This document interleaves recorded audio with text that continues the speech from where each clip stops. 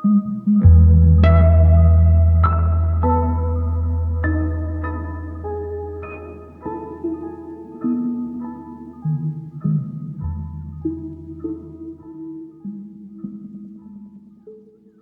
gabi o kung anumang oras nyo mababasa itong sulat ko, Kuya Dax. At sa lahat ng nakikinig sa channel mo. Matagal na po akong fan ng mga narration nyo, lalo na mga isinulat na kwento ni Sir Michael Yuha. At aminin ko po, crush ko din po ang boses nyong dalawa ni Romano XL. Pero bago ang lahat, itago nyo na lang po ako sa pangalang David, 38 years old. Nangyari ang kwentong ibabahagi ko nung unang anniversary namin ng boyfriend ko, taong 2024. At para may visual ang mga nakikinig sa hitsura ko, maputi po ako, singkit, may nunal sa pisngi na ang sabi nila ay nakakadagdag appeal sa akin. Nasa 5'5" ang height ko at aminin ko, papunta na sa dad bod ang katawan ko ngayon. Ang boyfriend ko naman ay si MJ, 37 years old. Nasa 6 flat, athletic ang pangangatawan, mahilig sa sports. At siya ang Kuya Dax ng buhay ko. Kung alam nyo na ang ibig kong sabihin sa salitang Dax.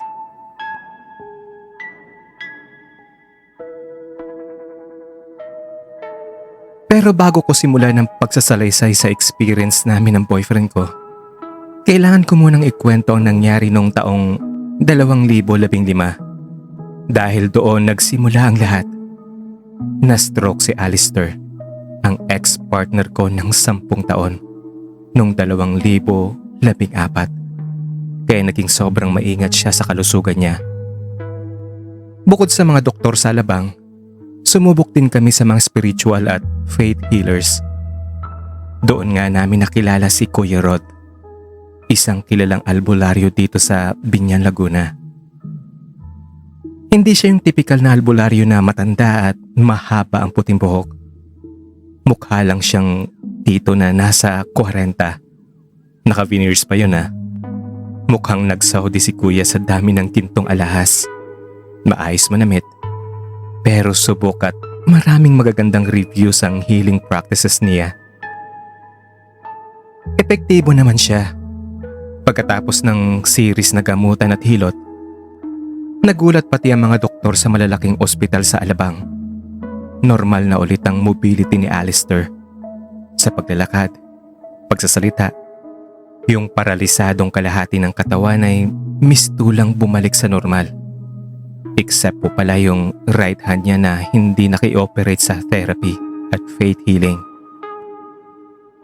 Dahil sa laking pasasalamat namin, bumalik kami kay Kuya Rod taong 2015 para sa isang Thanksgiving session. At habang minamasahe ni Kuya Rod ang likod ni Alistair at bumubulong ng mga dasal, bigla siyang natigilan. Lumingon si Kuya Rod sa akin. Dumaan ang matinding kilabot sa gulukod ko. Ang mukha niyang laging kalmado, bigla yung namula. Nanlaki ang mga mata na parang galit na parang puputok na parang ewan ko ba. Napatras ako sa pagkakaupo sa sulok. Hindi naman siya nagsalita, pero dali-dali niyang pinunasan ng langis sa mga kamay niya. Tumakbo sa bakuran at narinig na lang namin siyang sumusuka ng marahas. Nang nakabalik na siya sa loob, maputla na siya. Sinabi niya sa amin na maayos na si Alistair. Kahit isang beses na lang sa isang taon kami bumalik. Pero bago kami umalis nun, tinawag niya kaming dalawa lang. Humingi siya ng paumanhin kung natakot niya ako. May pinubulong siyang dasal na hindi ko naman maintindihan. Tapos kinuha niyang kanang kamay ko at may inilagay na maliit at mabigat na metal. Isa yung Saint Benedict na medalyon. David, ilagay mo lagi ito sa wallet mo. Huwag mong ihiwalay sa katawan mo kahit saan ka magpunta. Ang seryosong habilin niya sa akin. Dahil sarado ang third eye ko at edukado naman ako, hindi ko siniseryoso ang mga ganon. Sinuportahan ko lang kasi ang mga gusto ng magulang ng partner ko kaya napadpad kami kay Kuya Rod. Tinawanan ko lang yon. Pagpasok sa kotse, palihim kong isinilid ang medalyon sa bag ni Alistair. Nagbibiruan pa kami na pakakape lang ang nabati niya kaya nagkaganon si Kuya Rod. Kampante na ako na walang mangyayari sa akin. Hanggang sa biglang binawi na nga si Alistair nung taong 2022 dahil sa aneurysm. Ang hirap magluksa, Kuya Dax. Dumating ako sa puntong 6 na buwan na akong nakatitig lang sa kisame. Hindi nagpapakita sa mga kaibigan at napapabayaan ang trabaho. Pero nung mapagod na ako sa lungkot, biglang may pumitik sa utak ko. Nasabi ko na lang na tama na. Kailangan ko nang mabuhay ulit. Unti-unti akong bumangon at para magkaroon ng bagong simula, nag-download ako ng G-app. At doon ko nga nakilala si MJ. Swerte ako dahil unang download ko pa lang, siya na ang naging kamatch ko. Binakuran niya kagad ako. Bagay na bagay kami kahit magkaiba ang routine namin. Kasi siya, mahilig magbilad sa araw at marathon. Ako naman, parang si Dracula. Gising sa gabi, tulog sa umaga. Ang tanging sun exposure ko lang ay tuwing magsasampay ng labada pag weekend. Noong October, taong 2023, naging official kaming mag-boyfriend. At dito na nga pumasok ang Oktubre 2024, ang aming first anniversary. Nag-book si MJ ng isang pribadong resort sa may area ng Imelda sa Batangas. Bago lang ang lugar. Dating residential property na kinonvert nung kasagsagan ng pandemic. May maliit na infinity pool na nakaharap sa asul at malawak na dagat. At higit sa lahat, liblib ito at pribado. Eksakto sa budget naming 8,000 overnight. Pagdating namin na nakamotor bandang hapon, sinalubong kami ng caretaker. Ang ganda ng setup ng resort. Open air ang dining at kitchen area na katabi lang ng pool. Ang 2 kwarto naman ay may limestone wash walls na pinalamutian ng mga antigong kahoy na cabinet at lumang dresser. Ang ilaw ay rustic warm yellow. Maganda, pero lumilikha ng mahabang anino sa mga sulok. Dahil pagod sa biyahe mula Cavite, nahiga muna ako sa kama habang ninanamnamang lamig ng aircon. Narinig ko si MJ sa labas na sumisigaw. Nag-setup ng videoke. Lumabas ako para yakapin siya at magpasalamat. Pero napansin ko habang tumatawa siya, medyo pumipintig ang ugat sa sentido niya. Ang sabi ko sa kanya, matulog muna kami saglit para may lakas kami mamayang gabi. At pagbalik nga sa kwarto, nakatulog siya habang ako naman ay nagsiselfone lang sa tabi niya. Naisipan kong kunin ang earbuds ko sa bag na nasa gilid ng kama. Sa kamalasan, nadulas ito at gumulong sa ilalim ng mismong kama namin. Napabuntong hininga na lang ako. Bumaba sa sahig at dinala ang cellphone ko para ilawan ang ilalim. Ang tanging nasa isip ko na lang noong mga oras na yun ay kailangan kong gumapang sa ilalim ng kama para maabot iyon. Habang inaabot ko yung earbuds, biglang lumamig ang hangin sa ilalim ng kama lang. Yun yung lamig na hindi galing sa aircon, kundi yung lamig na talagang nanunuot sa balat mo. At sa gilid ng paningin ko, sa may pwesto ng lumang dresser sa labas ng kama, may nakita ako. May dalawang paa. Kulay itim iyon. Hindi iyon yung tipikal na kulay ng balat ng tao na nasunog lang sa sikat ng araw, kundi para iyong uling o anino na namuo sa hugis ng paa. Sa tindi ng kilabot ko, napasingap ako at mabilis na napaatras pagkapang palabas ng kama. Pero bago pa ako tuluyang nakalabas sa ilalim ng kamang iyon, may biglang humawak sa bukong-bukong ko. Mahigpit at napakalamig ng kamay niya, kasing lamig ng yelo. Biglang nagbago ang eksena. Idinilat ko ang mga mata ko. Maliwanag. Niyayanig na pala ako ni MJ. Pawisan at takot na takot ang mukha ko. Sobra daw akong nagwawala at sumisigaw habang natutulog. Binabangungot na pala ako. Dahil sa ayokong masira ang anniversary namin, kaya pilit kong inirelax ang sarili ko. Hinarap ko ang takot ko. Pumunta ako sa harap ng lumang dresser. Umupo ako ron. Pinakiramdaman ko ang paligid. Wala namang kakaiba. Ang sabi ni MJ, magpatugtog na lang kami ng malakas para lumayas kung anuman ang masamang enerhiyang nandon. Doon na nga nagsimulang pumirit si MJ sa videoke ng mga kanta ni Jed Madela. Habang ako naman ay lumusong na sa infinity pool. Ang sarap ng tubig habang tinatamaan ng water jet ang likod ko. Sumunod na rin si MJ sa pool. Kita ko sa mukha niya yung nakakalokong ngiti. Yung ngiting alam mong may masamang balak bilang pambayad sa 6 na araw na pag-ipon niya ng alam niyo na. Sumisid siya papalapit sa akin at doon sa gitna ng pool, niyakap niya ako. Ramdam kong init ng katawan niya sa ilalim ng malamig na tubig. At para sa akin, yun na ang perpektong sandali namin. Naisip ko, deserve ko to pagkatapos ng lahat ng mga dinanas ko. At yun na nga Kuya Dax. Natapos kaming hingal na hingal at gutom na rin. Umahon kami sa pool para mag-asikaso ng hapunan. Babe, Jollibee na lang muna ang kainin natin. Ang tanong ko sa kanya habang nagpapatuyo ng buhok. Hindi naman siya sumagot. Lumingon ako kay MJ.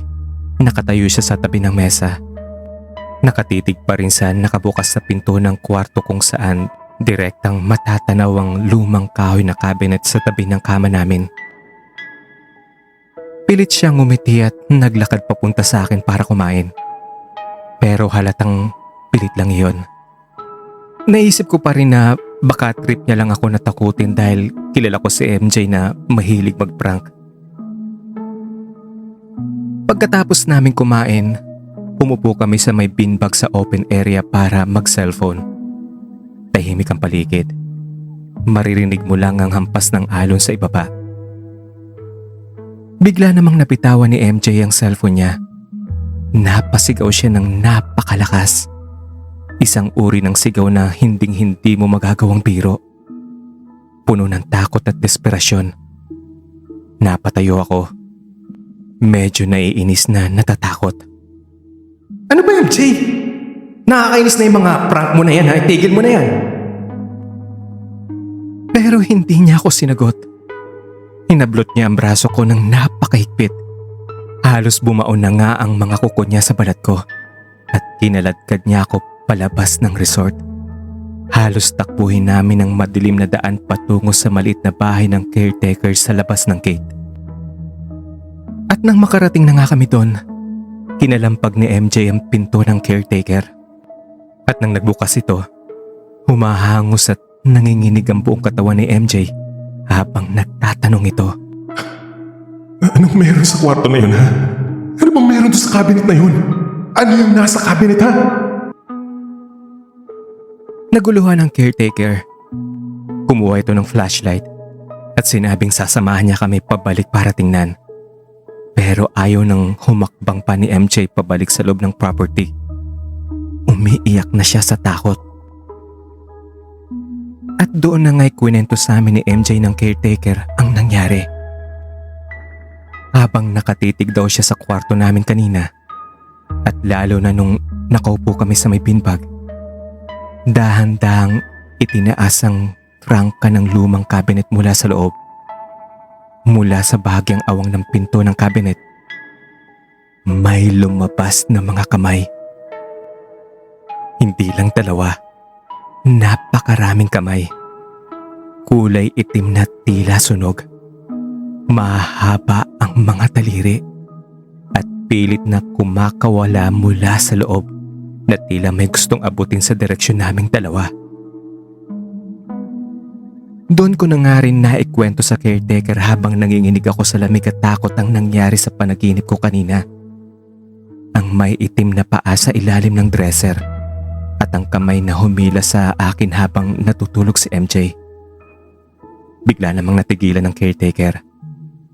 Tiningnan niya kaming dalawa, partikular sa akin, bago dahan-dahan itong nagsalita. Sir, matagal na ang cabinet at dresser na yan. Galing daw sa isang lumang bahay na nasunog sa kabilang bayan.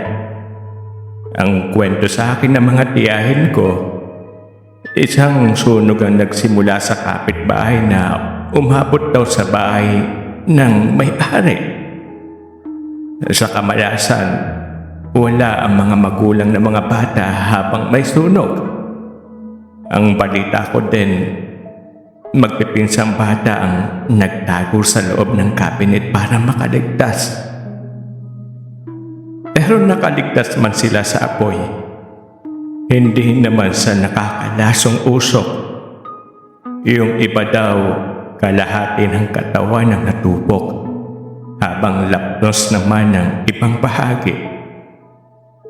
Pero sir, ang ipinagtataka ko lang, bakit sa dinami-dami ng nag-overnight dito, sa inyo lang sila nagpakita?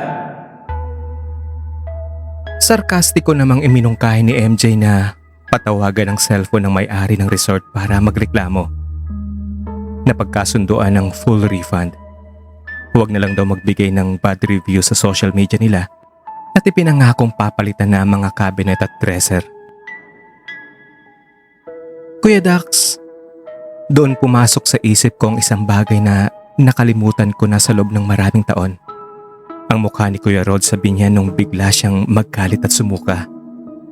Ang maliit na Saint Benedict medallion na ibinigay niya sa akin para protektahan ako, na binaliwala ko at iniwan ko sa bag ng ex-partner ko. Sarado nga ang third eye ko, pero napagtanto ko na baka nung araw na yon sa Laguna, may sumusunod na sa akin. At dahil wala na ang proteksyong ibinigay sa akin, tuluyan na nilang nahanap ang daan para abutin ako sa dilim. Dahil nga nagmotor lang kami papuntang Batangas, wala kaming kotse na pwede sanang tulugan o pagbabaan ng bintana para makapagtago. Delikado at madilim din ang mga palikulikong daan kung babiyahe pa kami pabalik sa ganong oras, lalo na't nanginginig pa si MJ sa trauma. Kaya wala na kaming nagawa kundi ang makitulog na lang sa maliit na bahay ng caretaker. Doon kami sa sahig nila umidlip. Magkayakap kami ni MJ na halos hindi pumipikit ang mga mata habang nakatitig sa pinto at nakikiramdam sa bawat kalusko sa labas hanggang sa mag-umaga na nga. Kinabukasan, pagsikat pa lang ng araw, hindi na nga kami nag-almusal. Kinuha lang namin ang mga gamit namin sa resort ng mabilisan lang. Halos hindi tumitingin sa direksyon ng kwarto at humaharurot kaming pauwi ng Cavite. Ilang linggo ang lumipas. Habang hindi ko pa rin matangkal sa isip ko ang mga nangyari, biglang sumingit sa utak ko na hanapin sa social media ang page ng resort. Sariwa pa ang lahat sa akin at gusto kong patunayan din kung nababaliw lang ba kami o kami lang nakaranas nun o may iba pang nakaranas. Sa mga official photos nila, Mukhang napakaganda at perpekto ng kwarto. Pero alam kong may itinatago pala itong lagim. Doon ko nakita sa dulong bahagi ng comment section ng mga totoong review mula sa ibang bakasyonista. Kuya Dax, habang binabasa ko ang mga karanasan nila, doon ako totoong kinilabutan. May isang nag-comment na habang natutulog daw sila at nakayakap sa unan, biglang may dumantay na braso sa ibabaw nila. Isang brasong kulay uling, sunog na sunog at nangangamoy laman na natupok ng apoy. Sa banyo naman daw habang may naliligo, may mga daliring mahaba na dahan-dahang lumulusot at kumakaway mula sa siwang ng sirang exhaust fan. At ang pinakamatindi pa, may isang pamilya na nag-overnight sa kabilang kwarto na may 3 bunk beds. Napirwisyo daw sila dahil buong gabi silang hindi pinatulog ng isang bata na pabalik-balik na tumatakbo sa dilim. Isang bata na sunog ang kalahati ng katawan at lapnos ang buong ulo.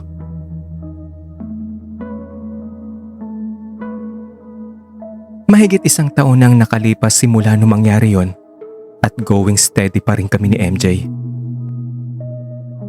Naging aral sa amin ang gabing iyon kaya nag-iingat na kami ng husto.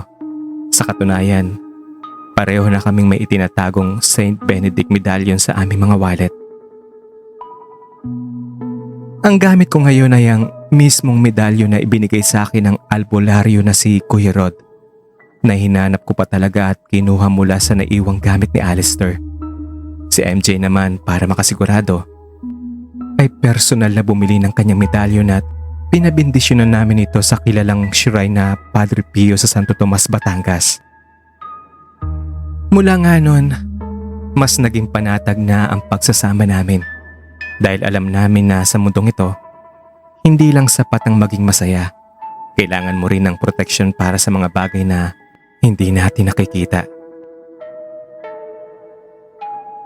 Para sa mga listeners mo, Kuya Dax, may isang tanong lang ako na gustong iwanan bago matapos ang kwento kong ito. Sigurado ba kayo na ang mga antigong cabinet, kama o dresser na binili nyo o kasama sa narentahan yung kwarto ay gamit lang talaga ang laman?